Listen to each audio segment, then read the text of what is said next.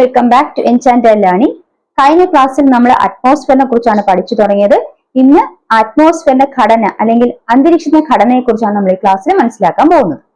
അപ്പൊ അന്തരീക്ഷത്തിന്റെ ഘടനയെ നമുക്ക് സംരചനയുടെ അടിസ്ഥാനത്തിൽ, അതായത് കോമ്പോസിഷൻ, അതിൽ അടങ്ങിയിരിക്കുന്ന വാതകങ്ങളുടെ അടിസ്ഥാനത്തിൽ, അല്ലെങ്കിൽ വാതകങ്ങൾ എപ്രകാരമാണ് അതിൽ അടങ്ങിയിരിക്കുന്നത്, എത്ര തോതിലാണ് അടങ്ങിയിരിക്കുന്നത് എന്നൊക്കെ മനസ്സിലാക്കിക്കൊണ്ട് അവയെ പ്രധാനമായും രണ്ടായിട്ട് തരംതിരിച്ചിരിക്കുന്നു. അപ്പം സംരചനയുടെ അടിസ്ഥാനത്തിൽ അന്തരീക്ഷത്തെ സംരചനയുടെ അടിസ്ഥാനത്തിൽ എത്രയായിട്ട് തരംതിരിച്ചിരിക്കുന്നു? രണ്ടായിട്ട്. ഒന്ന് ഹോമോസ്ഫിയറും രണ്ട് ഹെറ്ററോസ്ഫിയറും ആകുന്നു. ഇനി ഹോമോസ്ഫിയർ എന്താണ്? ഭൗമ ഉപരിതലത്തിൽ നിന്നും 90 മുതൽ 100 കിലോമീറ്റർ മുകളിൽ, ഭൗമ ഉപരിതലത്തിൽ നിന്നും 90 മുതൽ 100 കിലോമീറ്റർ മുകളിൽ വാതകങ്ങളുടെ വിന്യാസം അല്ലെങ്കിൽ വാതകങ്ങൾ എപ്രകാരമാണ് കാണപ്പെടുന്നത്? വാതകങ്ങളുടെ സംരചന എപ്രകാരമാണ് കാണപ്പെടുന്നത് വെച്ചാൽ അവ തുല്യമായിരിക്കും. വാതകങ്ങളുടെ സംരചന തുല്യമായിരിക്കും. അതായത് 90 മുതൽ 100 കിലോമീറ്റർ മുകളിൽ, ഭൗമ ഉപരിതലത്തിൽ നിന്നും 90 മുതൽ 100 കിലോമീറ്റർ മുകളിലേക്ക് വാതകങ്ങളുടെ സംരചന ഒരുപോലെ ആയിരിക്കും. അതായത് എവിടെയൊക്കെ നമ്മൾ വാതകങ്ങൾ നോക്കി, എവിടെയെല്ലാം നൈട്രജന്റെ കോമ്പോസിഷൻ അല്ലെങ്കിൽ നൈട്രജൻ വന്ന വാതകം ആ 90 100 കിലോമീറ്റർ ഇടയിൽ എവിടെയും എത്ര ശതമാനമാണ് കാണുന്നത്? 78% നൈട്രജനെ കാണപ്പെടുന്നു. അതാണ് നമ്മൾ പറഞ്ഞത് ഹോമോസ്ഫിയറിൽ എന്താണ്? ഭൗമ ഉപരിതലത്തിൽ നിന്നും 90 മുതൽ 100 കിലോമീറ്റർ മുകളിൽ വാതകങ്ങളുടെ സംരചന ഒരുപോലെ ആയിരിക്കും. അന്തരീക്ഷത്തിന്റെ ഈ മേഖലയെ ഹോമോസ്ഫിയർ എന്നാണ് അറിയപ്പെടുന്നത്. ഇനി ഹെറ്ററോസ്ഫിയർ എന്ന് പറഞ്ഞാൽ 100 കിലോമീറ്ററിന് മുകളിൽ വാതകങ്ങളുടെ സംരചന വ്യത്യസ്തപ്പെട്ടിരിക്കുന്നു. അതായത് 100 കിലോമീറ്റർ മുകളിലോട്ട് പോകും തോറും വാതകങ്ങളുടെ സംരചന, അതായത് നൈട്രജന്റെ പെർസെന്റേജ് എന്ന് പറയുന്നത് താഴെ 78% നമ്മൾ പറഞ്ഞു. മുകളിലോട്ട് പോകുമ്പോഴത്തേക്കും എത്ര കാണില്ല? ഈ പറയുന്ന 78% നൈട്രജൻ അവിടെ കാണില്ല. അപ്പൊ വാതകങ്ങളുടെ സംരചന വ്യത്യസ്തപ്പെട്ടിരിക്കുന്നു. 100 കിലോമീറ്റർ മുകളിലോട്ട് പോകുമ്പോൾ വാതകങ്ങളുടെ സംരചന വ്യത്യസ്തപ്പെട്ടിരിക്കുന്നു. ആ അന്തരീക്ഷ മേഖല അറിയപ്പെടുന്ന പേരാണ് ഹെറ്ററോസ്ഫിയർ. അപ്പൊ അന്തരീക്ഷത്തിന്റെ ഘടന സംരചന അടിസ്ഥാനത്തിൽ രണ്ടായി തിരിക്കുന്നു: ഹോമോസ്ഫിയർ, ഹെറ്ററോസ്ഫിയർ. ഭൗമ ഉപരിതലത്തിന് 90 മുതൽ 100 കിലോമീറ്റർ മുകളിലേക്ക് വാതകങ്ങളുടെ സംരചന ഒരുപോലെയായിരിക്കും. ഈ അന്തരീക്ഷ മേഖലയെ ഹോമോസ്ഫിയർ എന്ന് വിളിക്കുന്നു. ഭൗമ ഉപരിതലത്തിൽ 100 കിലോമീറ്റർ മുകളിൽ വാതകങ്ങളുടെ സംരചന വ്യത്യസ്തപ്പെട്ടിരിക്കുന്നു. അന്തരീക്ഷത്തിന്റെ ഈ മേഖലയെ ഹെറ്ററോസ്ഫിയർ എന്ന് വിളിക്കുന്നു. അടുത്ത നമ്മൾ മനസ്സിലാക്കാൻ ഉള്ളത് അന്തരീക്ഷത്തിന്റെ ഘടന മറ്റൊരു രീതിയിൽ എങ്ങനെയാണെന്നാണ് മനസ്സിലാക്കും. അന്തരീക്ഷത്തിലെ ഘടന നമ്മൾ അന്തരീക്ഷ പാളികളെ കുറിച്ചാണ് അടുത്ത് നമ്മൾ പഠിക്കാൻ പോകുന്നത്. അന്തരീക്ഷ പാളികൾ താപവ്യതിയാനത്തിന്റെ അടിസ്ഥാനത്തിൽ 4ആയി തരംതിരിച്ചിരിക്കുന്നു. അന്തരീക്ഷ പാളികൾ താപവ്യതിയാനത്തിന്റെ അടിസ്ഥാനത്തിൽ 4ആയി തരംതിരിച്ചിരിക്കുന്നു. ഏതൊക്കെയാണ്? Troposphere, stratosphere, mesosphere and thermosphere. ഇനി ഈ പാളികളെ കുറിച്ച് നമുക്ക് വിശദമായിട്ട് മനസ്സിലാക്കാം. അപ്പൊ നമ്മൾ മനസ്സിലാക്കാൻ പോകുന്നത് എന്താണ്? ട്രോപ്പോസ്ഫിയർ. അന്തരീക്ഷത്തിന്റെ പ്രധാനപ്പെട്ട പാളികളൊന്നാണ് ട്രോപ്പോസ്ഫിയർ. അപ്പൊ അന്തരീക്ഷത്തിന്റെ പാളികളെ താപവ്യതിയാനത്തിന്റെ അടിസ്ഥാനത്തിൽ 4ആയി തരംതിരിക്കുന്നു. അതിലൊന്നാണ് ട്രോപ്പോസ്ഫിയർ എന്ന് പറഞ്ഞു. ഇനി ഇതിന്റെ പ്രത്യേകതകളെ കുറിച്ച് നമ്മൾ ഇത് പറയാൻ പോകുന്നത്. അന്തരീക്ഷത്തിലെ ആദ്യത്തെ പാളി.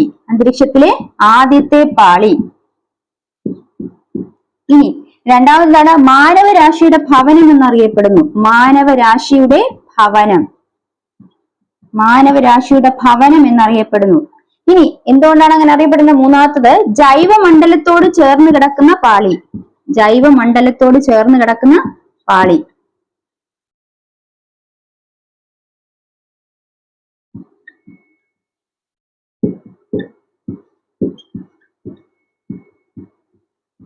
ജൈവമണ്ഡലത്തോട് ചേർന്ന് കിടക്കുന്ന പാളി. ഇനി ഉയരം കൂടും തോറും താപം കുറയുന്ന മേഖല. ഉയരം കൂടും തോറും താപം കുറയുന്ന മേഖല. എന്താണ്?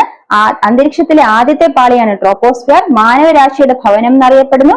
ജൈവമണ്ഡലത്തോട് ചേർന്ന് കിടക്കുന്ന പാളിയാണ്. ഉയരം കൂടും തോറും താപം കുറയുന്ന മേഖലയാണ് ട്രോപ്പോസ്ഫിയർ. ഇനി നമ്മൾ പറഞ്ഞു ഉയരം കൂടും തോറും താപം കുറയുന്ന മേഖല എന്ന് പറഞ്ഞു. ഇനി ഇതുപോലെ തന്നെ എന്താണ്? ഇവിടെ ട്രോപ്പോസ്ഫിയറിന് മറ്റൊരു പ്രത്യേകതയുണ്ട്. ട്രോപ്പോസ്ഫിയർ എന്ന് പറയുന്നത് ഇപ്പൊ പറഞ്ഞു ജൈവമണ്ഡലത്തോട് ചേർന്ന് കിടക്കുന്നു. അപ്പൊ അതായത് ഭൂമിയോട് ചേർന്ന് കിടക്കുന്ന ട്രോപ്പോസ്ഫിയറിന്റെ ഭാഗം ഏകദേശം എത്രത്തോളം എന്ന് വെച്ചാൽ, ഭൂമിയോട് ചേർന്ന് കിടക്കുന്ന ട്രോപ്പോസ്ഫിയർ ഏകദേശം എത്ര പ്രദേശത്തോളം വ്യാപിച്ചു കിടക്കുന്നു? ഭൂമിയോട് ചേർന്ന് ട്രോപ്പോസ്ഫിയർ 13 കിലോമീറ്റർ, ഏകദേശം 13 കിലോമീറ്ററോളം വ്യാപിച്ച് കിടക്കുന്നു. ഇനി ഭൗമ ഉപരിതലത്തിൽ നിന്നും വായു ചൂട് പിടിച്ച് മുകളിലേക്ക് വരുന്നാൽ, ഭൗമ ഉപരിതലത്തിൽ നിന്നും വായു ചൂട് പിടിച്ച് മുകളിലേക്ക് പോകുന്നതിനാൽ ഭൗമ ഉപരിതലത്തിൽ നിന്നാണ് വായു ചൂട് പിടിച്ച് മുകളിലേക്ക് പോകുന്നു. അവിടെ ട്രോപ്പോസ്ഫിയർ എത്രത്തോളം വ്യാപിച്ചു കിടക്കുന്നു? 18 കിലോമീറ്റർ വരെ ട്രോപ്പോസ്ഫിയർ വ്യാപിച്ചു കിടക്കുന്നു. അപ്പൊ ട്രോപ്പോസ്ഫിയർ ഭൂമിയോട് ചേർന്ന് എത്രത്തോളം വ്യാപിച്ചു കിടക്കുന്നു? 13 കിലോമീറ്റർ വരെ. എന്നാൽ ഭൗമ ഉപരിതലത്തിൽ വായു ചൂട് പിടിച്ച് മുകളിലേക്ക് വരുന്നാൽ അവിടെ ട്രോപ്പോസ്ഫിയർ 18 കിലോമീറ്ററോളം വ്യാപിച്ച് കിടക്കുന്നു. ഇനി ധ്രുവപ്രദേശത്തിനകത്തെ ട്രോപ്പോസ്ഫിയർ എത്രത്തോളം വ്യാപിച്ചു കിടക്കുന്നു വെച്ചാൽ, ധ്രുവപ്രദേശത്ത് ട്രോപ്പോസ്ഫിയർ 9 കിലോമീറ്റർ വരെ വ്യാപിച്ചു കിടക്കുന്നു. അപ്പൊ എന്താ നമ്മൾ പറഞ്ഞത്? ട്രോപ്പോസ്ഫിയർ എന്നുള്ള ആദ്യത്തെ പാളിയാണ്, അന്തരീക്ഷത്തിലെ ആദ്യത്തെ പാളിയാണ്. മാനവരാശിയുടെ ഭവനം എന്നറിയപ്പെടുന്നു. ജൈവമണ്ഡലത്തോട് ചേർന്ന് കിടക്കുന്ന പാളി. ഉയരം കൂടുംതോറും താപം കുറയുന്ന മേഖലയാണ് ട്രോപ്പോസ്ഫിയർ. ഭൂമിയോട് ചേർന്ന് കിടക്കുന്ന ട്രോപ്പോസ്ഫിയർ ഏകദേശം 13 കിലോമീറ്റർ വ്യാപിച്ചു കിടക്കുന്നു. ഇനി ഭൗമ ഉപരിതലത്തിൽ നിന്നും വായു ചൂട് പിടിച്ച് മുകളിലോട്ട് വരുന്നാൽ അവിടെ ട്രോപ്പോസ്ഫിയർ 18 കിലോമീറ്ററും വ്യാപിച്ചു കിടക്കുന്നു. ധ്രുവപ്രദേശത്ത് 9 കിലോമീറ്റർ വ്യാപിച്ചു കിടക്കുന്നു. ഈ ട്രോപ്പോസ്ഫിയറിന്റെ മറ്റ് സവിശേഷതകൾ നോക്കാം. ക്രമമായ താപനഷ്ട നിരക്ക് അനുഭവപ്പെടുന്ന മേഖല.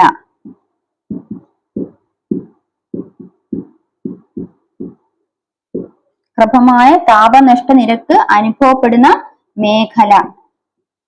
എന്താണ് ക്രമമായ താപനഷ്ട നിരക്ക് കൊണ്ട് അർത്ഥമാക്കുന്നത്? അതായത് ട്രോപ്പോസ്ഫിയറിൽ 165 മീറ്റർ, ഓരോ 165 മീറ്റർ മുകളിലോട്ട് ഉയരം തോറും ഓരോ ഡിഗ്രി സെൽഷ്യസ് വെച്ച് താപം കുറയുന്നതായിട്ട് നമുക്ക് മനസ്സിലാക്കാൻ സാധിക്കുന്നു. ഇപ്പൊ ട്രോപ്പോസ്ഫിയറിൽ എന്ത് ചെയ്യുന്നു? ഓരോ 165 മീറ്റർ മുകളിലും 1 ഡിഗ്രി സെൽഷ്യസ് വെച്ച് താപം കുറയുന്നു. അപ്പൊ ഇത്തരത്തില് ക്രമമായ താപനഷ്ട നിരക്ക് അനുഭവപ്പെടുന്ന ഒരു മേഖലയാണ് ഏത്? ട്രോപ്പോസ്ഫിയർ. അപ്പൊ ക്രമമായ താപനഷ്ട നിരക്ക് അനുഭവപ്പെടുന്ന മേഖലയാണ് ട്രോപ്പോസ്ഫിയർ. ഉയരം കൂടുന്തോറും താപം കുറയുന്ന മേഖലയും ട്രോപ്പോസ്ഫിയർ ആണ്. ഇനി ഇതുപോലെ തന്നെ നമ്മൾ പറഞ്ഞു ഭൂമധ്യരേഖാ പ്രദേശത്ത് എന്താണ്? ഭൂമധ്യരേഖാ പ്രദേശത്ത് നമ്മൾ പറഞ്ഞു താപം എങ്ങനെയായിരിക്കും? കൂടുതലായിരിക്കും. അപ്പൊ അവിടെ ട്രോപ്പോസ്ഫിയറിൽ എത്രത്തോളം താപം ഉണ്ടെന്ന് വെച്ചാൽ ഭൂമധ്യരേഖാ പ്രദേശത്ത് ട്രോപ്പോസ്ഫിയറിൽ 80 ഡിഗ്രി സെൽഷ്യസും ധ്രുവപ്രദേശങ്ങളിൽ 40 ഡിഗ്രി സെൽഷ്യസുമാണ് ട്രോപ്പോസ്ഫിയറിലെ താപം. ഇതാണ് നമ്മൾ പറഞ്ഞു ക്രമമായ താപനഷ്ട നിരക്ക് അനുഭവപ്പെടുന്ന മേഖലയാണ് ട്രോപ്പോസ്ഫിയർ എന്ന് പറഞ്ഞു. അതായത് ഓരോ 165 മീറ്റർ മുകളിലേക്ക് പോകും തോറും 1 ഡിഗ്രി സെൽഷ്യസ് വെച്ച് താപം കുറയുന്ന ഒരു മേഖലയാണ് ട്രോപ്പോസ്ഫിയർ എന്ന് പറയുന്നത്. ഈ ഭൂമധ്യരേഖാ പ്രദേശത്ത് ട്രോപ്പോസ്ഫിയറിലെ താപം എന്ന് പറയുന്നത് 80 ഡിഗ്രി സെൽഷ്യസും ധ്രുവപ്രദേശത്ത് ട്രോപ്പോസ്ഫിയറിന്റെ താപനില എന്ന് പറയുന്നത് 40 ഡിഗ്രി സെൽഷ്യസും ആകുന്നു. ക്രമമായ താപനഷ്ട നിരക്ക് അനുഭവപ്പെടുന്ന മേഖലയാണ് ട്രോപ്പോസ്ഫിയർ എന്ന് പറഞ്ഞു. ഇനി നമ്മൾ മനസ്സിലാക്കുന്നത് കാലാവസ്ഥാ പ്രതിഭാസങ്ങളായ മേഘരൂപീകരണം,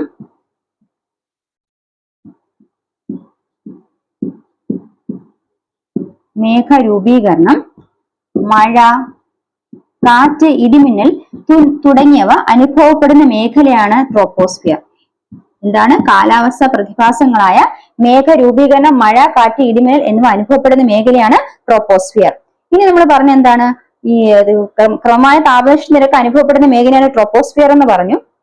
ഇനി ട്രോപ്പോസ്ഫിയറിന്റെ മറ്റൊരു സവിശേഷത എന്ന് പറയുന്നത് അതായത് ട്രോപ്പോസ്ഫിയറിൽ താപവൈരുദ്ധ്യം അനുഭവപ്പെടുന്ന മേഖലയാണ്. താപവൈരുദ്ധ്യം എന്ന് പറഞ്ഞാൽ താപവ്യത്യാസം അനുഭവപ്പെടുന്ന മേഖലയാണ് ട്രോപ്പോസ്ഫിയർ. അതായത് താപവ്യത്യാസം എപ്പോൾ അനുഭവപ്പെടുന്നു വെച്ചാൽ ചില സമയങ്ങളിൽ ട്രോപ്പോസ്ഫിയർ എന്ത് സംഭവിക്കുന്നു?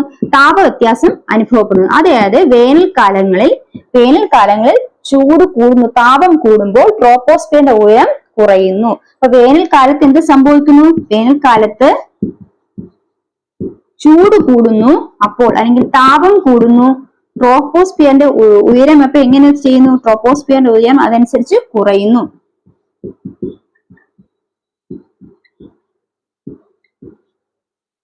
മനസ്സിലായ? അപ്പം മേഘരൂപീകരണം, മഴ, കാറ്റ്, ഇടിമിന്നൽ തുടങ്ങിയ കാലാവസ്ഥാ പ്രതിഭാസങ്ങൾ കാണപ്പെടുന്ന മേഖലയാണ് ട്രോപ്പോസ്ഫിയർ. ട്രോപ്പോസ്ഫിയറിൽ താപവ്യത്യാസം കാണപ്പെടുന്നു. ചില സമയങ്ങളിൽ താപവ്യതിയാനമെങ്കിൽ താപവൈരുദ്ധ്യം അനുഭവപ്പെടുന്ന ഒരു മേഖലയാണ് ട്രോപ്പോസ്ഫിയർ. അതായത് വേനൽക്കാലത്ത് ചൂട് അല്ലെങ്കിൽ താപം കൂടുന്നതനുസരിച്ച് ട്രോപ്പോസ്ഫിയറിന്റെ ഉയരം കുറയുന്നതായിട്ട് നമുക്ക് കാണാൻ സാധിക്കുന്നു. ഇനി തണുപ്പ് പ്രദേശങ്ങളായി ഊട്ടി, കൊടൈക്കനാൽ എന്നിവ സ്ഥിതി ചെയ്യുന്നത് ട്രോപ്പോസ്ഫിയറിന്റെ ഉപരിഭാഗത്താണ്. അപ്പൊ ട്രോപ്പോസ്ഫിയറിന്റെ ഉപരിഭാഗം എന്ന് പറയുമ്പോൾ അവിടെ എങ്ങനെയാണ് താപം എങ്ങനെ ഇരിക്കും? താപം കുറഞ്ഞിരിക്കും. അപ്പൊ തണുപ്പാണ് അവിടെ അനുഭവപ്പെടുന്നത്. അപ്പൊ ട്രോപ്പോസ്ഫിയറിന്റെ ഉപരിതലത്തിൽ കാണപ്പെടുന്ന പ്രദേശങ്ങളാണ് ഊട്ടി, കൊടൈക്കനാൽ എന്നിവ അവിടെ തണുത്ത പ്രദേശങ്ങളായിട്ട് കാണപ്പെടുന്നത്. കാരണം ഉപരിഭാഗത്ത് ഒരു മോളോട്ട് പോകുന്തോറും എന്താണ് അനുഭവപ്പെടുന്നത്? ആ താപം കുറയുന്നതായിട്ട് നമ്മൾ കാണാൻ സാധിക്കുന്നത്. ഇനി അത്രയുമാണ് അതിനെ കുറിച്ച് നമ്മൾ മനസ്സിലാക്കാനുള്ള കാര്യം. അപ്പൊ ട്രോപ്പോസ്ഫിയറിനെ കുറിച്ച് മനസ്സിലായെന്ന് വിശ്വസിക്കുന്നു. നമുക്ക് അടുത്തേക്ക് പോകാം. ഇനി നമ്മൾ ട്രോപ്പോസ്ഫിയർ 2 പോയിന്റും കൂടെ ഉണ്ട്. അതായത് ട്രോപ്പോസ്ഫിയറിന് മറ്റൊരു പ്രത്യേകത എന്ന് ജെറ്റ് പ്രവാഹം കാണപ്പെടുന്ന മേഖല. ജെറ്റ് പ്രവാഹം കാണപ്പെടുന്ന മേഖലയാണ് ഏത്? ട്രോപ്പോസ്ഫിയർ. എന്താണ് ജെറ്റ് പ്രവാഹം എന്ന് പറഞ്ഞാൽ? എന്താണ് ജെറ്റ് പ്രവാഹം? ജെറ്റ് പ്രവാഹം എന്ന് പറഞ്ഞാൽ എന്താണ്? ഈ ട്രോപ്പോസ്ഫിയറിന് മുകളിലൂടെ വായുവിന്റെ ഇതാണ് ട്രോപ്പോസ്ഫിയറിന് ഉപരിതലമെങ്കിൽ അല്ലെങ്കിൽ ട്രോപ്പോസ്ഫിയർ എങ്കിൽ ട്രോപ്പോസ്ഫിയറിന് മുകളിലൂടെ വായുവിന്റെ തിരശ്ചീനമായ അതായത് പാരലൽ ആയിട്ടുള്ള വായുവിന്റെ പ്രവാഹത്തെയാണ് എന്ത് വിളിക്കുന്നത്? ജെറ്റ് പ്രവാഹം എന്ന്. അപ്പൊ ജെറ്റ് പ്രവാഹം എന്ന് പറഞ്ഞാൽ ട്രോപ്പോസ്ഫിയറിന് മുകളിലൂടെ വായുവിന്റെ തിരശ്ചീനമായ പ്രവാഹത്തെയാണ് വായു വേഗത്തിൽ തിരശ്ചീനമായി പ്രവഹിക്കുന്നതാണ് ജെറ്റ് പ്രവാഹം എന്ന് പറയുന്നത്. ഈ ജെറ്റ് പ്രവാഹം കാണപ്പെടുന്ന അന്തരീക്ഷത്തിലെ പാളി ഏതാണെന്ന് ചോദിച്ചാൽ അത് ട്രോപ്പോസ്ഫിയർ ആണ്. ഇനി അന്തരീക്ഷത്തിന്റെ 80% പിണ്ഡവും കാണപ്പെടുന്നത് എവിടെയാണ്? ട്രോപ്പോസ്ഫിയറിലാണ്. അന്തരീക്ഷത്തിന്റെ 80% പിണ്ഡവും കാണപ്പെടുന്നത് ട്രോപ്പോസ്ഫിയറിലാണ്. ഇനി നമുക്ക് കുറച്ച് കാര്യം മനസ്സിലാക്കേണ്ടത് സംക്രമണ മേഖല. എന്താണ് സംക്രമണ മേഖല? അതായത് ഈ പറയുന്ന അന്തരീക്ഷ പാളികൾ വേർതിരിക്കുന്ന അന്തരീക്ഷ പാളികളെ പറയുന്ന സ്ട്രാറ്റോസ്ഫിയർ, മീസോസ്ഫിയർ, തെർമോസ്ഫിയർ മുതലായ അന്തരീക്ഷ പാളികളെ വേർതിരിക്കുന്ന അല്ലെങ്കിൽ അവയ്ക്കിടയിൽ കാണപ്പെടുന്ന അന്തരീക്ഷത്തിലെ ഭാഗങ്ങളെയാണ് സംക്രമണ മേഖലകൾ എന്ന് പറയുന്നത്. എന്താണ് സംക്രമണ മേഖലകൾ? അത്തരത്തിൽ ഒരു സംക്രമണ മേഖലയെ കുറിച്ച് നമ്മൾ പഠിക്കാൻ പോകുന്നത് അതായത് ട്രോപ്പോസ്ഫിയറിനും സ്ട്രാറ്റോസ്ഫിയറിനും ഇടയിൽ കാണപ്പെടുന്ന അല്ലെങ്കിൽ ട്രോപ്പോസ്ഫിയറിന് മുകളിലായി കാണപ്പെടുന്ന സംക്രമണ മേഖലയാണ് ട്രോപ്പോപാസ്. എന്താണ് ട്രോപ്പോപാസ്? ട്രോപ്പോപാസ് എന്താണ്? ട്രോപ്പോസ്ഫിയറിനും സ്ട്രാറ്റോസ്ഫിയറിനും ഇടയിൽ കാണുന്ന അല്ലെങ്കിൽ ട്രോപ്പോസ്ഫിയറിനും ഏതിനൊക്കെ ഇടയിലാണ്? നമ്മൾ പറഞ്ഞു അന്തരീക്ഷ പാളികൾക്കിടയിൽ കാണപ്പെടുന്ന അന്തരീക്ഷത്തിന്റെ ഭാഗങ്ങളെയാണ് സംക്രമണ മേഖലകൾ എന്ന് പറയുന്നത്. അതിൽ ഒന്നാണ് ട്രോപ്പോപാസ്. ഈ ട്രോപ്പോപാസ് എന്ന് പറയുന്നത് ട്രോപ്പോസ്ഫിയറിനും സ്ട്രാറ്റോസ്ഫിയറിനും ഇടയിൽ കാണപ്പെടുന്ന അന്തരീക്ഷത്തിന്റെ ഭാഗമാണ്. അല്ലെങ്കിൽ മറ്റൊരു വിധത്തിൽ പറഞ്ഞാൽ ട്രോപ്പോസ്ഫിയറിന് മുകൾ ഭാഗത്തായിട്ട് കാണപ്പെടുന്ന അന്തരീക്ഷ ഭാഗം ഏതാണെന്ന് ചോദിച്ചാൽ അത് ഏതാണ്? ട്രോപ്പോപാസ് ആണ്. അപ്പൊ നമ്മൾ മനസ്സിലാക്കിയ ട്രോപ്പോസ്ഫിയറിനെ കുറിച്ചാണ്. ഇനി നമുക്ക് അടുത്ത അന്തരീക്ഷ പാളിയെ കുറിച്ച് മനസ്സിലാക്കാം. അടുത്ത അന്തരീക്ഷ പാളിയാണ് സ്ട്രാറ്റോസ്ഫിയർ. എന്താണ് സ്ട്രാറ്റോസ്ഫിയർ? സ്ട്രാറ്റോസ്ഫിയർ എന്നാൽ രണ്ടാമത്തെ അന്തരീക്ഷ പാളിയാണ് സ്ട്രാറ്റോസ്ഫിയർ. അതായത് ട്രോപ്പോസ്ഫിയറിന് തൊട്ട് മുകളിൽ കാണപ്പെടുന്ന അന്തരീക്ഷ പാളിയാണ് സ്ട്രാറ്റോസ്ഫിയർ. ഇനി രണ്ടാമത്തെ അന്തരീക്ഷ പാളി അതായത് ട്രോപ്പോസ്ഫിയറിന് തൊട്ട് മുകളിൽ കാണപ്പെടുന്ന അന്തരീക്ഷ പാളി. ഇനി ഇതിന്റെ ഉയരം എന്ന് പറയുന്നത് 17 മുതൽ 50 കിലോമീറ്റർ വരെയാണ് സ്ട്രാറ്റോസ്ഫിയറിന്റെ ഉയരം. 17 മുതൽ 50 കിലോമീറ്റർ വരെയാണ് സ്ട്രാറ്റോസ്ഫിയറിന്റെ ഉയരം. ഇനി അടുത്ത മനസ്സിലാക്കാനുള്ളത് ഉയരം കൂടും തോറും താപം വർദ്ധിക്കുന്ന അന്തരീക്ഷ പാളിയാണ് ഏത്? സ്ട്രാറ്റോസ്ഫിയർ. ഉയരം കൂടും തോറും താപം വർദ്ധിക്കുന്ന അന്തരീക്ഷ പാളിയാണ് ഏത്? സ്ട്രാറ്റോസ്ഫിയർ എന്ന് പറയുന്നത്. രണ്ടാമത്തെ അന്തരീക്ഷ പാളിയാണ്. ഉയരം എന്ന് പറയുന്നത് 17 മുതൽ 50 കിലോമീറ്റർ വരെയാണ്. ഉയരം കൂടും തോറും എന്ത് ചെയ്യുന്നുണ്ട്? താപം വർദ്ധിക്കുന്ന മേഖലയാണ് സ്ട്രാറ്റോസ്ഫിയർ. ഇനി വിമാനങ്ങളുടെ സഞ്ചാരത്തിന് അനുയോജ്യമായ മേഖലയാണ് സ്ട്രാറ്റോസ്ഫിയർ. വിമാനസഞ്ചാരത്തിന് അനുയോജ്യ മേഖലയാണ് സ്ട്രാറ്റോസ്ഫിയർ. മുത്തുകളുടെ മാതാവ് എന്നറിയപ്പെടുന്ന നാക്രിയസ് മേഘങ്ങൾ കാണപ്പെടുന്ന മേഖലയാണ് സ്ട്രാറ്റോസ്ഫിയർ. മുത്തുകളുടെ മാതാവ് എന്നറിയപ്പെടുന്ന നാക്രിയസ് മേഘങ്ങൾ കാണപ്പെടുന്ന മേഖലയാണ് സ്ട്രാറ്റോസ്ഫിയർ. അതുപോലെ തന്നെ ജെറ്റ് വിമാനങ്ങളിൽ പുറത്തേക്ക് വരുന്ന നീരാവി ഘനീഭവിച്ചുണ്ടാകുന്ന കോൺട്രിയസ് മേഘങ്ങൾ കാണപ്പെടുന്ന മേഖലയും ഏത് തന്നെയാണ്? ഈ പറയുന്ന സ്ട്രാറ്റോസ്ഫിയർ ആണ്. അപ്പൊ മുത്തുകളുടെ മാതാവ് എന്നറിയപ്പെടുന്ന നാക്രിയസ് മേഘങ്ങൾ കാണപ്പെടുന്ന മേഖല, അതുപോലെ തന്നെ കോൺട്രിയസ് മേഘങ്ങൾ ജെറ്റ് വിമാനങ്ങളിൽ നിന്നും പുറന്തള്ളുന്ന നീരാവി ഘനീഭവിച്ചു ഉണ്ടാകുന്ന കോൺട്രിയസ് മേഘങ്ങൾ കാണപ്പെടുന്ന മേഖലയും എവിടെയാണ്? ഈ പറയുന്ന സ്ട്രാറ്റോസ്ഫിയർ ആണ്. അപ്പൊ സ്ട്രാറ്റോസ്ഫിയർ അന്തരീക്ഷത്തെ രണ്ടാമത്തെ പാളിയാണ്. ഉയരം 17 മുതൽ 50 കിലോമീറ്റർ വരെയാണ്. ഉയരം കൂടും തോറും താപം വർദ്ധിക്കുന്ന അന്തരീക്ഷ മേഖലയാണ്. വിമാനസഞ്ചാരത്തിന് അനുയോജ്യമായ മേഖലയാണ് നാക്രിയസ് മേഘങ്ങൾ, മുത്തുകളുടെ മാതാവ് എന്നറിയപ്പെടുന്ന നാക്രിയസ് മേഘങ്ങൾ കാണപ്പെടുന്ന അന്തരീക്ഷ പാളി. ഇനി അതുപോലെ തന്നെ ജെറ്റ് വിമാനങ്ങളിൽ പുറത്തുതള്ളുന്ന നീരാവി ഘനീഭവിച്ചുണ്ടാകുന്ന കോൺട്രിയസ് മേഘങ്ങൾ കാണപ്പെടുന്ന അന്തരീക്ഷ പാളിയും ഏത് തന്നെ സ്ട്രാറ്റോസ്ഫിയർ ആകുന്നു. സ്ട്രാറ്റോസ്ഫിയറിനെ കുറിച്ച് മറ്റ് ചെറുതാന പോയിന്റ്സും കൂടെ മനസ്സിലാക്കാറുണ്ട്. അതായത് സ്ട്രാറ്റോസ്ഫിയറിന്റെ താഴ്ന്ന പ്രദേശങ്ങളിൽ എന്ത് സംഭവിക്കുന്നു? ഉയരം കൂടും തോറും താപത്തിന് വ്യത്യാസമൊന്നും കാണുന്നില്ല. അപ്പൊ സ്ട്രാറ്റോസ്ഫിയറിന്റെ താഴ്ന്ന പ്രദേശങ്ങളിൽ ഉയരം കൂടും തോറും താപനിലയിൽ വ്യത്യാസം കാണപ്പെടുന്നില്ല. അതുകൊണ്ട് ആ മേഖലയെ സമതാപ മേഖല എന്നറിയപ്പെടുന്നു. അപ്പൊ സമതാപ മേഖല കാണപ്പെടുന്ന അന്തരീക്ഷ പാളി ഏതാന്ന് വെച്ചാൽ സ്ട്രാറ്റോസ്ഫിയർ ആണ്. കാരണം സ്ട്രാറ്റോസ്ഫിയറിന്റെ താഴ്ന്ന പ്രദേശങ്ങളിൽ ഉയരം കൂടുന്നതിനനുസരിച്ച് താപ വ്യത്യാസം അനുഭവപ്പെടുന്നില്ല, താപനിലയിൽ വ്യത്യാസമൊന്നും വരുന്നില്ല.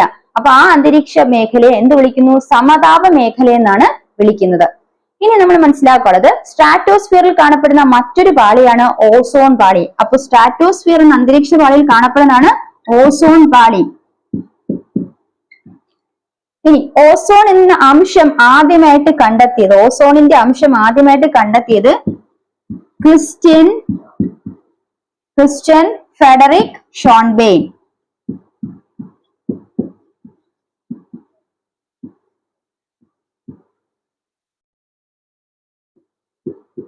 ഓസോണിന്റെ അംശം ആദ്യമേ കണ്ടെത്തിയത് ക്രിസ്റ്റ്യൻ ഫെഡറിക് ഷോൺബെയ്ൻ ആണ്. ഇനി ഓസോൺ പാളിക്ക് പേര് നൽകിയ രണ്ട് വ്യക്തികളാണ് ചാൾസ് ഫാബ്രിയും ഹെൻറി ബൂയ്സണും.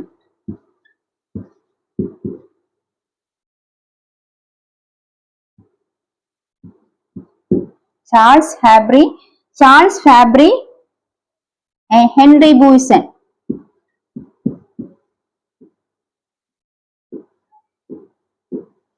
ചാൾസ് ഫാബ്രിയും ഹെൻറി ബൂയ്സണുമാണ് എന്ത് ചെയ്യുന്നത്? ഓസോൺ പാളിക്ക് പേര് നൽകിയത്. അപ്പൊ അന്തരീക്ഷത്തില് നമ്മൾ പറഞ്ഞു സ്ട്രാറ്റോസ്ഫിയറിനെ കുറിച്ചാണ് മനസ്സിലാക്കിക്കൊണ്ടിരിക്കുന്നത്. സ്ട്രാറ്റോസ്ഫിയറിൽ നമ്മൾ പറഞ്ഞു സ്ട്രാറ്റോസ്ഫിയറിന്റെ താഴ്ന്ന പ്രദേശങ്ങളിൽ ഉയരം കൂടുന്നതനുസരിച്ച് താപത്തിൽ വ്യത്യാസമൊന്നും വരുന്നില്ല, താപനിലയിൽ വ്യത്യാസമൊന്നും വരുന്നില്ല. അപ്പൊ ആ മേഖലയെ സമതാപ മേഖല എന്നാണ് അറിയപ്പെടുന്നത്. ഇനി ഈ സ്ട്രാറ്റോസ്ഫിയറിനെ ഓസോൺ പാളി, സ്ട്രാറ്റോസ്ഫിയർ എന്ന അന്തരീക്ഷ പാളിയിലാണ് ഓസോൺ പാളി കാണപ്പെടുന്നത്. ഓസോണിന്റെ അംശം ആദ്യമേ കണ്ടെത്തിയത് ക്രിസ്റ്റ്യൻ ഫെഡറിക് ഷോൺബെയ്ൻ ആണ്. ഓസോൺ പാളികൾക്ക് നാമകരണം കൊടുത്തത് ചാൾസ് ഫാബ്രി, ഹെൻറി ബൂയ്സൺ മുതലായ രണ്ട് സയന്റിസ്റ്റുകളാണ്. ഇനി നമ്മൾ മനസ്സിലാക്കാനുള്ള മറ്റൊരു കാര്യം എന്ന് പറയുന്നത് ഓസോൺ അതായത് പ്രകാശ സംശ്ലേഷണ സമയത്ത് ഓസോൺ പുറന്തള്ളുന്ന സസ്യം ഏതാണെന്ന് വെച്ചാൽ ഏതാണ്? തുളസിയാണ്. പ്രകാശ സംശ്ലേഷണ സമയത്ത് ഓസോൺ പുറന്തള്ളുന്ന സസ്യം തുളസിയാണ്. ഇനി ഓസോൺ പാളിയുടെ പ്രധാനപ്പെട്ട ഒരു ഒരു കർമ്മം എന്ന് പറയുന്നത് എന്താണ്? അന്തരീക്ഷത്തിലുള്ള അതായത് സൂര്യനിൽ നിന്ന് വരുന്നുള്ള അൾട്രാവയലറ്റ് കിരണങ്ങളെ തടഞ്ഞു നിർത്തി ഭൂമിയെ സംരക്ഷിക്കുകയാണ് ഓസോൺ പാളി ചെയ്യുന്ന കർത്തവ്യം. ഓസോൺ പാളി എന്ത് ചെയ്യുന്നു? അന്തരീക്ഷത്തിൽ നിന്നുള്ള സൂര്യനിൽ നിന്നുള്ള അൾട്രാവയലറ്റ് കിരണങ്ങളെ തടഞ്ഞു നിർത്തി ഭൂമിയെ സംരക്ഷിക്കുകയാണ് ഓസോൺ പാളി ചെയ്യുന്നത്. ഇനി നമ്മൾ മനസ്സിലാക്കാനുള്ള മറ്റൊരു കാര്യം എന്ന് പറയുന്നത് ഓസോൺ ഡേ എന്ന് നമ്മൾ പറയുന്നത് എന്താണ്? സെപ്റ്റംബർ 16 ഓസോൺ ഡേ എന്നറിയപ്പെടുന്നത്. അത് UNEP ആണ് ആചരിച്ചു തുടങ്ങിയത്. UNEPയുടെ ഹെഡ്ക്വാർട്ടേഴ്സ് എന്ന് പറയുന്നത് നെയ്റോബിയാണ്. ഇനി ഓസോൺ പാളിയുടെ ശോഷണവുമായി ബന്ധപ്പെട്ട് നമ്മളൊരു ഉടമ്പടി ഒരു ഉടമ്പടിയെ കുറിച്ച് മനസ്സിലാക്കിയിട്ടുണ്ട്. ആ ഉടമ്പടിയുടെ പേരെന്താണ്? മോൺട്രിയൽ ഉടമ്പടി. അത് ഒപ്പുവെച്ച വർഷം എന്ന് പറയുന്നത് 1987 ആണ്. അത് നിലയിൽ വന്നത് 1989 ആണ്. അപ്പൊ ഓസോൺ പാളി എവിടെ കാണപ്പെടുന്നു? സ്ട്രാറ്റോസ്ഫിയറിലാണ് ഓസോൺ പാളി കാണപ്പെടുന്നത്. ഓസോൺ പാളിക്ക് പേര് കൊടുത്തത് ചാൾസ് ഫാബ്രി, ഹെൻറി ബൂയ്സണുമാണ്. ഓസോൺ പാളി എന്ത് ചെയ്യുന്നുണ്ട്? ഈ അൾട്രാവയലറ്റ് കിരണങ്ങളെ പിടിച്ചു നിർത്തി ഭൂമിയെ സംരക്ഷിക്കുന്നു, അതിനെ അൾട്രാവയലറ്റ് കിരണങ്ങളെ ആഗിരണം ചെയ്ത് ഭൂമിയെ സംരക്ഷിക്കുന്നു. ഇനി ഓസോൺ പാളിയുടെ ശോഷണവുമായി ബന്ധപ്പെട്ട ഉടമ്പടിയാണ് മോൺട്രിയൽ ഉടമ്പടി. 1987 അത് ഒപ്പുവെച്ചത്. നിലവിൽ വന്ന 1989. ഇനി നമ്മൾ സ്ട്രാറ്റോസ്ഫിയറിനെ കുറിച്ച് പഠിച്ചു. അവിടെ നമ്മൾ പറഞ്ഞു എന്താണ്? വിമാനങ്ങളുടെ സഞ്ചാരത്തിന് അനുയോജ്യമായ മേഖലയാണ് സ്ട്രാറ്റോസ്ഫിയർ എന്ന് പറഞ്ഞു. ഇനി വിമാനങ്ങളുടെ സഞ്ചാരം, ജെറ്റ് വിമാനങ്ങളുടെ സഞ്ചാരത്തിന് അനുയോജ്യമായ മേഖല വരാൻ കാരണം എന്താണെന്ന് വെച്ചാൽ അവിടുത്തെ തെളിഞ്ഞ അന്തരീക്ഷ അവസ്ഥയും അതുപോലെ തന്നെ വായു അറകളുടെ അസാന്നിധ്യവുമാണ് ജെറ്റ് വിമാനങ്ങളുടെ യാത്ര അല്ലെങ്കിൽ സഞ്ചാരം സുഗമമാക്കാൻ ഈ മേഖല മേഖലയിൽ സാധ്യമാണ്. ഇപ്പൊ ജെറ്റ് വിമാനങ്ങളുടെ സഞ്ചാരം സുഗമമാകാൻ കാരണം എന്താണ്? തെളിഞ്ഞ അന്തരീക്ഷ സ്ഥിതിയും വായു അറകളുടെ അസാന്നിധ്യവുമാണ് സ്ട്രാറ്റോസ്ഫിയറിൽ ജെറ്റ് വിമാനങ്ങളുടെ സഞ്ചാരം സുഗമമാക്കി തീർക്കുന്നത്. ഇനി നേരത്തെ പറഞ്ഞ പോലെ സംക്രമണ മേഖല എവിടെയുണ്ട്? ഈ പറയുന്ന സ്ട്രാറ്റോസ്ഫിയറിന് മുകളിലായിട്ട്, അതായത് ട്രോപ്പോസ്ഫിയറിനും സ്ട്രാറ്റോസ്ഫിയറിനും ഇടയിൽ നമ്മൾ നേരത്തെ എന്ത് പറഞ്ഞു? ട്രോപ്പോപാസ് പറഞ്ഞതുപോലെ സ്ട്രാറ്റോസ്ഫിയറിന് മുകളിലായിട്ട് അല്ലെങ്കിൽ സ്ട്രാറ്റോസ്ഫിയറിനും മീസോസ്ഫിയറിനും ഇടയിലായിട്ട് കാണുന്ന അന്തരീക്ഷ ഭാഗത്തെ വിളിക്കുന്ന പേരാണ് എന്ത്? എന്താണ്? സ്ട്രാറ്റോപാസ്. എന്താണ്? സ്ട്രാറ്റോപാസ്. നമുക്ക് എന്ത് പറയാം? സ്ട്രാറ്റോസ്ഫിയറിനും മീസോസ്ഫിയറിനും ഇടയിലുള്ള അന്തരീക്ഷത്തിന്റെ ഭാഗം ഏതാണ്? സ്ട്രാറ്റോസ്പാസ്. മറ്റൊരു വിധത്തിൽ പറഞ്ഞാൽ എന്താണ്? സ്ട്രാറ്റോസ്ഫിയറിന് മുകളിൽ കാണപ്പെടുന്ന അന്തരീക്ഷ ഭാഗം ഏതാണെന്ന് ചോദിച്ചാൽ അതും എന്താണ്? സ്ട്രാറ്റോപാസ് ആണ്. അപ്പൊ ഇത്രയാണ് സ്ട്രാറ്റോസ്ഫിയറിനെ കുറിച്ച് നമ്മൾ മനസ്സിലാക്കാനുള്ളത്. രണ്ടാമത്തെ അന്തരീക്ഷ പാളിയാണ്, അതിനെക്കുറിച്ചുള്ള ഡീറ്റെയിൽസ് നമ്മളിപ്പോൾ മനസ്സിലാക്കി. അടുത്തത് മൂന്നാമത്തെ അന്തരീക്ഷ പാളിയെ കുറിച്ച് നമ്മൾ മനസ്സിലാക്കാൻ പോകുന്നത് മേഖലയാണ്. അടുത്ത അന്തരീക്ഷ മേഖലയാണ് ഏത്? മീസോസ്ഫിയർ. മീസോസ്ഫിയർ ആണ് അടുത്ത അന്തരീക്ഷ മേഖല. മൂന്നാമത്തെ അന്തരീക്ഷ പാളിയാണ് അന്തരീക്ഷത്തിലെ മധ്യഭാഗത്ത് കാണപ്പെടുന്ന അന്തരീക്ഷ പാളി എന്നും അറിയപ്പെടുന്നു. ഇനി ഇതിന്റെ ഉയരം എന്നറിയപ്പെടുന്നത് 50 മുതൽ 80 കിലോമീറ്റർ വരെയാണ്. ഉയരം എന്താണ്? 50 മുതൽ 80 കിലോമീറ്റർ വരെയാണ് ഉയരം. അപ്പൊ മീസോസ്ഫിയർ എന്ന് പറയുന്ന മൂന്നാമത്തെ അന്തരീക്ഷ പാളിയാണ് മധ്യഭാഗത്ത് കിടക്കുന്ന അന്തരീക്ഷ പാളി എന്ന് അറിയപ്പെടുന്നു. ഉയരം 50 മുതൽ 80 കിലോമീറ്റർ വരെ. ഉയരം 50 മുതൽ 80 കിലോമീറ്റർ വരെ. ഈ പാളിയുടെ പ്രത്യേകത എന്താണെന്ന് വെച്ചാൽ ഉയരം കൂടും തോറും താപം വളരെ കുറവ് അനുഭവപ്പെടുന്ന മേഖലയാണ് ഏത്? ഈ പറയുന്ന മീസോസ്ഫിയർ. ഉയരം കൂടും തോറും താപം തീരെ കുറയുന്ന മേഖലയാണ് ഈ പറയുന്ന മീസോസ്ഫിയർ. അപ്പോൾ താപം ഏറ്റവും കുറവ് അനുഭവപ്പെടുന്ന അന്തരീക്ഷ പാളി ഏതെന്ന് ചോദിച്ചാൽ അത് മീസോസ്ഫിയർ ആണ്. താപം ഏറ്റവും കുറവ് അനുഭവപ്പെടുന്ന അന്തരീക്ഷ പാളി ഏതാണ്? അതാണ് മീസോസ്ഫിയർ. ഇനി ഉൽക്കാവർഷ പ്രദേശം എന്നറിയപ്പെടുന്ന അന്തരീക്ഷ പാളി ഏത് തന്നെയാണ്? ഈ മീസോസ്ഫിയർ ആണ്. ഉൽക്കാവർഷ അന്തരീക്ഷ പാളി എന്നറിയപ്പെടുന്നത് ഏതാണ്? ഉൽക്കാവർഷ അന്തരീക്ഷ പ്രദേശം എന്നറിയപ്പെടുന്ന മീസോസ്ഫിയർ ആണ്. അറിയപ്പെടുന്ന അന്തരീക്ഷ പാളി ഏതാണ്? മീസോസ്ഫിയർ ആണ്. ഉൽക്കാവർഷ പ്രദേശം. എന്താണ് ഉൽക്കാവർഷ പ്രദേശം കൊണ്ട് ഉദ്ദേശമാക്കുന്നത് എന്ന് വെച്ചാൽ മീസോസ്ഫിയർ എന്താണ്? മീസോസ്ഫിയർ ഉൽക്കകൾ വന്ന് എന്താണ്? ഉൽക്കകൾ പ്രവേശിക്കുമ്പോൾ അവ കത്തി ചാരമാകുന്നു. മീസോസ്ഫിയർ ഉൽക്കകൾ പ്രവേശിക്കുമ്പോൾ അത് കത്തി ചാരമാകുന്നു. അപ്പൊ ഉൽക്കാവർഷ പ്രദേശം എന്നറിയപ്പെടുന്നത് മീസോസ്ഫിയർ ആണ്. അപ്പൊ ഭൂമിയെ ഉൽക്കാവർഷത്തിൽ നിന്നും സംരക്ഷിക്കുന്ന ആരാണ്? ഏത് അന്തരീക്ഷ പാളിയാണ്? മീസോസ്ഫിയർ ആണ്. മീസോസ്ഫിയർ ആണ് ഭൂമിയെ അന്തരീക്ഷത്തിൽ എന്താണ് സംരക്ഷിക്കുന്ന പാളി. ഇനി അടുത്ത മനസ്സിലാക്കാനുള്ള എന്താണ്? മീസോസ്ഫിയറിനും തെർമോസ്ഫിയറിനും ഇടയിൽ കാണുന്ന അന്തരീക്ഷത്തിന്റെ ഭാഗം അല്ലെങ്കിൽ സംക്രമണ മേഖല, മറ്റൊരു വിധത്തിൽ പറഞ്ഞാൽ മീസോസ്ഫിയറിന് മുകളിൽ കാണപ്പെടുന്ന സംക്രമണ മേഖല ഏതെന്ന് ചോദിച്ചാൽ അത് ഏതാണ്? എന്താണ്? മീസോപാസ്. ഏതാണ്? മീസോപാസ്. അപ്പൊ നമ്മൾ പറഞ്ഞ എന്താണ്? ഉയരം കൂടും തോറും താപം കുറയുന്ന മേഖല എന്ന് പറഞ്ഞു അല്ലെ. ഉയരം കൂടുമ്പോൾ താപം വളരെ കുറയുന്ന മേഖലയാണ് ഈ അന്തരീക്ഷ പാളിയായ മീസോസ്ഫിയർ.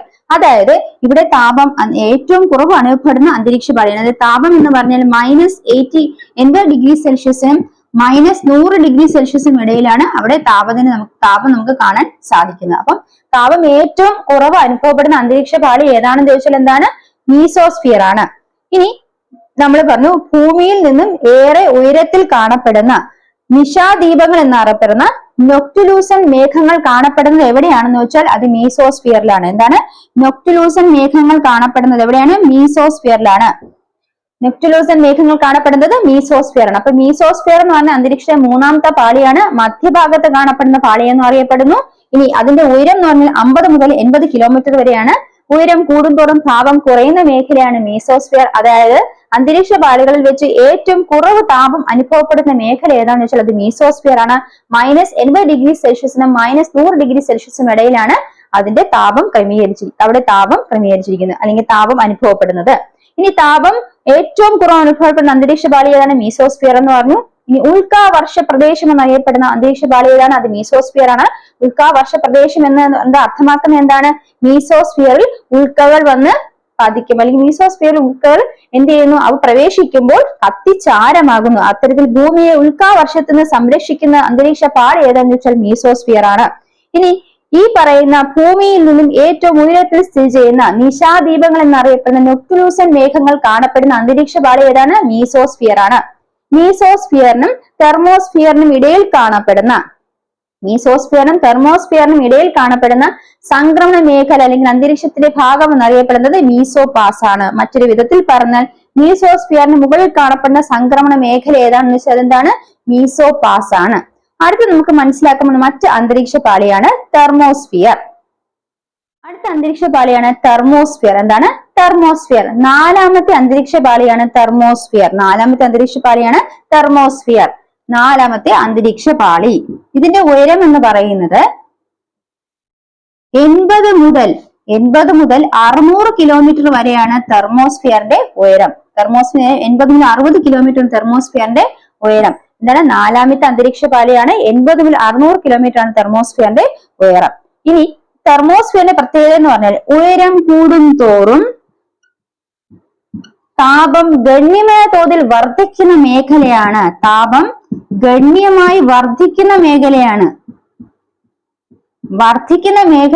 ഏത്? ഈ പറഞ്ഞ തെർമോസ്ഫിയർ. നാലാമത്തെ അന്തരീക്ഷ പാളിയാണ്. 80 മുതൽ 600 കിലോമീറ്റർ ആണ് അതിന്റെ ഉയരം. ഇവിടെ ഉയരം കൂടും തോറും താപം ഗണ്യമായ തോതിൽ വർദ്ധിക്കുന്ന പ്രദേശമാണ് അല്ലെങ്കിൽ മേഖലയാണ്, അന്തരീക്ഷ മേഖലയാണ് തെർമോസ്ഫിയർ. ഇനി ധ്രുവ പ്രദേശങ്ങളിൽ അറോറ കാഴ്ചകൾ കാണപ്പെടുന്ന മേഖല ഏതാണെന്ന് വെച്ചാൽ അത് തെർമോസ്ഫിയർ ആണ്. ധ്രുവ പ്രദേശങ്ങളിൽ അറോറ കാഴ്ചകൾ കാണപ്പെടുന്നു.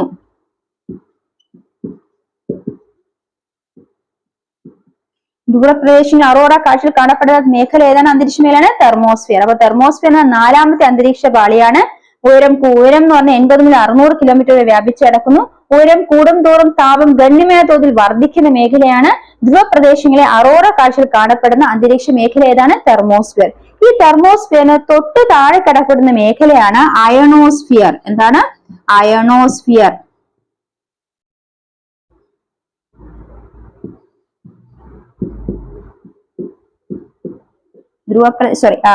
തെർമോസ്ഫിയറിന് തൊട്ട് താഴെ കിടക്കുന്ന മേഖലയാണ് അയണോസ്ഫിയർ. ഇനി നമുക്ക് അയണോസ്ഫിയറിനെ കുറിച്ച് കുറച്ച് കാര്യങ്ങൾ മനസ്സിലാക്കിയാലോ? ഓക്കെ, നമ്മൾ തെർമോസ്ഫിയറിനെ കുറിച്ചാണ് മനസ്സിലാക്കിക്കൊണ്ടിരുന്നത് അല്ലേ? അപ്പൊ അന്തരീക്ഷ പാളിയിൽ നമ്മൾ നാലാമത്തെ അന്തരീക്ഷ പാളിയാണ് പഠിച്ചുകൊണ്ടിരുന്നത്, അതാണ് തെർമോസ്ഫിയർ. ഈ തെർമോസ്ഫിയറിന്റെ താഴ്ന്ന പ്രദേശത്തെ അറിയപ്പെടുന്ന ഭാഗമാണ് അയോണോസ്ഫിയർ. അന്തരീക്ഷത്തിന്റെ തെർമോസ്ഫിയറിന്റെ താഴ്ന്ന പ്രദേശം അറിയപ്പെടുന്നത് എങ്ങനെയാണ്? അയോണോസ്ഫിയർ എന്നാണ് അറിയപ്പെടുന്നത്. അയണോസ്ഫിയറിന്റെ ഉയരം എന്ന് പറയുന്നത് 80 മുതൽ 400 കിലോമീറ്റർ വരെയാണ് അയണോസ്ഫിയർ വ്യാപിച്ചു കിടക്കുന്നത്. 80 മുതൽ 400 കിലോമീറ്റർ വരെയാണ് അയണോസ്ഫിയർ വ്യാപിച്ചു കിടക്കുന്നത്. ഇനി അതിതീവ്രമായ സൂര്യരശ്മികളാണ് അൾട്രാവയലറ്റ് കിരണങ്ങളും എക്സ്റേകളും. ഇവയ്ക്ക് വാതക തന്മാത്രകളെ അയോണുകളാക്കി മാറ്റാനുള്ള കഴിവുണ്ട്. അതിതീവ്ര സൂര്യരശ്മികളായ അൾട്രാവയലറ്റ് കിരണങ്ങളും അതുപോലെ തന്നെ എക്സ്റേകൾക്കും എന്തിനുള്ള കഴിവുണ്ട്? വാതക തന്മാത്രകളെ അയോണുകളാക്കി മാറ്റാൻ കഴിവുണ്ട്. അപ്പൊ ഈ അയോണുകൾ അപ്പൊ ആ അയോണുകളാക്കി മാറ്റപ്പെടുന്ന പ്രക്രിയയെ വിളിക്കുന്ന പേരാണ് അയോണീകരണം. ഇനി അയോണീകരണം നടക്കുന്ന അന്തരീക്ഷ മേഖലയെ വിളിക്കുന്ന പേരാണ് അയോണോസ്ഫിയർ. എന്താണ്? അയോണോസ്ഫിയർ. അപ്പൊ അയോണീകരണം നടക്കുന്ന അന്തരീക്ഷ മേഖലയാണ് അയോണോസ്ഫിയർ. അയോണീകരണം നടക്കുന്നത് എങ്ങനെയാണെന്ന് മനസ്സിലായല്ലോ? തീവ്ര സൂര്യരശ്മികൾക്ക്, അതായത് അൾട്രാവയലറ്റ് കിരണങ്ങൾക്കും എക്സ്റേകൾക്കും വാതക തന്മാത്രങ്ങളെ എന്താക്കി മാറ്റാൻ സാധിക്കുന്നു? അയോണുകളാക്കി മാറ്റാൻ സാധിക്കുന്നു. ആ പ്രക്രിയയെ അയോണീകരണം എന്ന് വിളിക്കുന്നു. ആ മണ്ഡലത്തെ, അതായത് അന്തരീക്ഷത്തിലെ ആ മേഖലയെ അയോണോസ്ഫിയർ എന്ന് വിളിക്കുന്നു. ഇനി അയോണുകൾക്ക് വൈദ്യുതി കടത്തിവിടാനുള്ള കഴിവുണ്ട്. ഈ റേഡിയോ തരംഗങ്ങൾ ഒരു വൈദ്യുത കാന്തിക തരംഗമായതിനാൽ ആ വൈദ്യുത കാന്തിക തരംഗമായ റേഡിയോ തരംഗങ്ങൾക്ക് ഈ പറയുന്ന അയോണോസ്ഫിയറിൽ കൂടെ ദൂരം പ്രക്ഷേപണം നടത്താൻ കഴിയും എന്ന് നമ്മൾ മനസ്സിലാക്കിയിട്ടുണ്ട്. അപ്പൊ എന്താണ്? റേഡിയോ തരംഗങ്ങൾക്ക് ദീർഘദൂരം ഈ പറയുന്ന അയോണോസ്ഫിയറിൽ കൂടി പ്രക്ഷേപണം നടത്താൻ കഴിയും. എന്തെന്നാൽ റേഡിയോ തരംഗങ്ങൾ വൈദ്യുത കാന്തിക തരംഗങ്ങളാണ്. അയോണുകൾ വൈദ്യുതിയെ കടത്തിവിടുന്നു. മനസ്സിലായോ? അപ്പൊ അയോണോസ്ഫിയറിൽ കൂടി വൈദ്യുത കാന്തിക റേഡിയോ തരംഗങ്ങൾ പ്രക്ഷേപണം ചെയ്യുന്നത് എന്തുകൊണ്ടാണെന്ന് മനസ്സിലാവുന്നുണ്ടല്ലോ. അപ്പൊ ഇതാണ് നമ്മൾ അയോണോസ്ഫിയറിനെ കുറിച്ച് മനസ്സിലാക്കാവുള്ളത്. ഇനി നമ്മൾ 4 അന്തരീക്ഷ പാളികളെ കുറിച്ച് ഒന്ന് മനസ്സിലാക്കി അതുമായി ബന്ധപ്പെട്ട കുറച്ച് ക്വസ്റ്റ്യൻസ് ചെയ്തു നോക്കിയാലോ? ഈ 2 ചോദ്യങ്ങൾ നമുക്ക് നോക്കാം. അതായത് ഈ ഒരു ചോദ്യത്തിൽ ചോദിച്ചിരിക്കുന്നത് എ എന്ന മേഖലയിലാണോ ബി എന്ന മേഖലയിലാണോ ജലാംശം കൂടുതൽ, കാരണം എന്താണ് ചോദ്യം. അതായത് ഇപ്പൊ നമ്മൾ എ എന്ന് പറയുന്ന മേഖല അടയാളപ്പെടുത്തിയിരിക്കുന്നത് എവിടെയാണ്? ഭൂമധ്യരേഖ പ്രദേശത്തോട് ചേർന്നാണ് ഈ പറയുന്ന എ രേഖപ്പെടുത്തിയിരിക്കുന്നത്. ബി കുറച്ചും കൂടെ ധ്രുവ പ്രദേശത്തേക്ക് പോകുന്ന രീതിയിലാണ് അടയാളപ്പെടുത്തിയിരിക്കുന്നത്. അപ്പൊ നമുക്ക് ഇതിൽ നിന്ന് മനസ്സിലാക്കാം ഇവിടെ ഏത് മേഖലയിലായിരിക്കാം ജലാംശം അല്ലെങ്കിൽ നീരാവിയുടെ പ്രസൻസ് സാന്നിധ്യം കൂടുതലായിട്ട് കാണപ്പെടുന്നത്. നമ്മൾ പഠിച്ചു നീരാവി അല്ലെങ്കിൽ ജലാംശം എന്ന് പറയുന്ന ഉയരം കൂടും തോറും എന്ത് ചെയ്യുന്നു, അതിന്റെ സാന്നിധ്യം കുറഞ്ഞു വരുന്നു. അപ്പൊ ഉയരം കൂടും തോറും നീരാവി ജലാംശത്തിന്റെ അളവ് കുറഞ്ഞു വരുന്നു നമ്മൾ പഠിച്ചത് അല്ലെ. അങ്ങനെയാണെങ്കിൽ ഭൂമധ്യരേഖ പ്രദേശത്ത് നിന്ന് ഉയരം കൂടും തോറും ബിയിലോട്ട് പോകുമ്പോൾ ജലാംശം കൂടുമോ കുറയുമോ? കുറയും അല്ലെ. അപ്പം എവിടെയായിരിക്കാം ജലാംശം, ഏത് മേഖലയിലായിരിക്കാം കൂടുതൽ? എയിലായിരിക്കാം കൂടുതൽ അല്ലെ. കാരണം എന്താണ്? ഉയരം കൂടും തോറും ജലാംശം നീരാവിയുടെ സാന്നിധ്യം കുറഞ്ഞു വരുന്നു. ഇനി രണ്ടാമത്തെ ചോദ്യത്തിൽ ചോദിച്ചിരിക്കുന്നത് രണ്ട് പ്രദേശങ്ങളുടെ ലൊക്കേഷൻ കൊടുത്തത് ഡൽഹിയും കേരളവുമാണ് കൊടുത്തിരിക്കുന്നത്. ഇവിടെ ഏത് പ്രദേശത്താണ് അന്തരീക്ഷത്തിൽ ജലാംശം കൂടുതൽ? കാരണം എന്താണ് ചോദിച്ചിരിക്കുന്നത്. ഇവിടെ നമുക്ക് മനസ്സിലാക്കാനുള്ള കാര്യം, കേരളം എന്ന് പറയുന്നത് ഭൂമധ്യരേഖാ പ്രദേശത്തോട് അടുത്ത് കിടക്കുന്ന ഒരു ഭാഗമാണ്. മാത്രവുമല്ല ഇവിടെ ഉപരിതല ജലസ്രോതസ്സുകളായ സമുദ്രങ്ങള്, തടാകങ്ങള് ഇവയുടെ സാന്നിധ്യം അന്തരീക്ഷവുമായി ബന്ധപ്പെട്ട് നോക്കുമ്പോൾ കൂടുതലായിട്ട് കാണപ്പെടുന്നു അല്ലെ. അതുകൊണ്ട് ഇവിടെ എന്താണ്, ഇവിടെയാണ് ജലാംശം അല്ലെങ്കിൽ നീരാവിയുടെ സാന്നിധ്യം കൂടുതലായിട്ട് നമുക്ക് കാണാൻ സാധിക്കുന്നത്. ഡൽഹി കുറച്ചും കൂടെ ഉയർന്ന ഭാഗത്തോട്ടാണ് കാണപ്പെടുന്നത്. അതായത് ഉയരം കൂടും തോറും നീരാവി അല്ലെങ്കിൽ ജലാംശ സാന്നിധ്യം എന്ത് ചെയ്യുന്നുണ്ട്? കുറയുന്നുണ്ട്. അപ്പൊ ഇവിടെ ജലാംശ സാന്നിധ്യം കൂടുതൽ എവിടെ കാണപ്പെടുന്നു? കേരളത്തിൽ കാണപ്പെടാനാണ് നമുക്ക് കാണപ്പെടുന്നു മനസ്സിലാക്കാം. അത് മനസ്സിലായെന്ന് വിശ്വസിക്കുന്നു. അടുത്ത ക്വസ്റ്റ്യനിലേക്ക് പോകാം. ക്വസ്റ്റ്യൻ നോക്കൂ. ഇവിടെ നമ്മൾ പറഞ്ഞിരിക്കുന്നത് സമുദ്രനിരപ്പിലെ പ്രദേശങ്ങളിൽ താപം 32 ഡിഗ്രി സെൽഷ്യസ് എന്നാണ് രേഖപ്പെടുത്തിയിരിക്കുന്നത്. അതുപോലെ തന്നെ ആനമുടി 2695 മീറ്റർ ഉയരത്തിൽ സ്ഥിതി ചെയ്യുന്ന ആനമുടിയുടെ താപം അപ്പൊ എത്രയായിരിക്കും എന്നാണ് ചോദ്യം. നമ്മൾ നേരത്തെ മനസ്സിലാക്കിയ ഒരു കാര്യമുണ്ട്, ഉയരം കൂടും തോറും താപം എന്ത് ചെയ്യുന്നുണ്ട്? താപം കുറഞ്ഞു വരുന്നതായിട്ടാണ് നമുക്ക് കാണാൻ സാധിക്കുന്നത്. അപ്പൊ ഉയരം കൂടും തോറും താപം കുറഞ്ഞു വരുന്നു എന്ന് മനസ്സിലാക്കിയതുകൊണ്ട് നമുക്ക് മനസ്സിലാക്കാം സമുദ്രനിരപ്പിലെ പ്രദേശത്തിൽ താപനില 32 ഡിഗ്രി സെൽഷ്യസ് ആണെങ്കിൽ ആനമുടി എന്ന് പറയുന്നത് ഒരു ഉയരം കൂടിയ പ്രദേശമാണ് അല്ലെ. അവിടെ എത്ര മീറ്റർ ഉയരത്തിലാണ് ഈ പ്രദേശം കാണപ്പെടുന്നത്? നമ്മൾ പഠിച്ചു ഓരോ 165 മീറ്റർ ഉയരത്തിലോട്ട് അന്തരീക്ഷ പാളികളിൽ നമ്മൾ സഞ്ചരിക്കുമ്പോഴും ട്രോപ്പോസ്ഫിയറിന്റെ ഭാഗം എടുക്കുകയാണെങ്കിൽ ഓരോ 165 ട്രോപ്പോസ്ഫിയറിന് ഭൂമിയോട് ചേർന്ന് കിടക്കുന്ന അന്തരീക്ഷ പാളിയാണ്. അപ്പൊ ട്രോപ്പോസ്ഫിയർ പറയുകയാണെങ്കിൽ നമ്മൾ എന്താ പറയാ, ഓരോ 165 മീറ്റർ ഉയരത്തിലേക്ക് നമ്മൾ പോകുമ്പോഴും 1 ഡിഗ്രി സെൽഷ്യസ് എന്ന വിധത്തിൽ താപം കുറയുന്നതായിട്ട് കാണാൻ സാധിക്കുന്നു അല്ലെ. ഉയരം കൂടും തോറും താപം കുറയുന്നു എന്ന് പറയുമ്പോൾ നമ്മുടെ അർത്ഥം എന്താണ്? ആനമുടിയിൽ 32 ഡിഗ്രി സെൽഷ്യസിനേക്കാൾ കുറഞ്ഞ താപനിലയായിരിക്കും രേഖപ്പെടുത്തുന്നത് നമ്മൾ മനസ്സിലാക്കേണ്ടിയിരിക്കുന്നു. മനസ്സിലായോ നിങ്ങൾക്ക്? ഓക്കെ, ഇനി അടുത്ത കുറച്ച് ക്വസ്റ്റ്യൻസും കൂടെ നോക്കാം. ഇനി കുറച്ച് ക്വസ്റ്റ്യൻസ് ഞാൻ ഷോർട്സ് ആയിട്ട് ഇടാം, നിങ്ങൾ അതിന്റെ ഉത്തരം കണ്ടുപിടിച്ച് പഠിക്കേണ്ടതാണ്.